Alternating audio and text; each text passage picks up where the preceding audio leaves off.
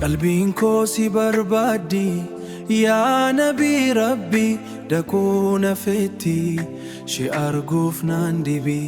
ziyaara keetii iddoo bareeda harka qulqulluu nagaan si eega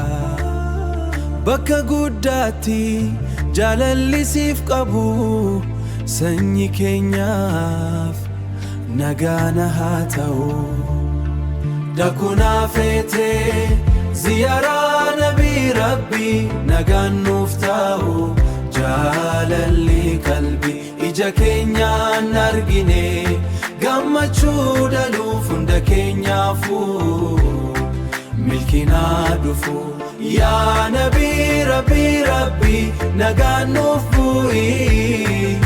nagaa fi jaalalaan hundanuu guuti dirreen magariisa ija keenya duraa uffanni keenyas seenaa nuuf hima abdiin qabnus harka keenya keessa garaa qulqulluun injifannoo arganna mallattoo keenya addunyaatti mul'isuuf nagaan wal qabanne tokkummaan dhaabbachuu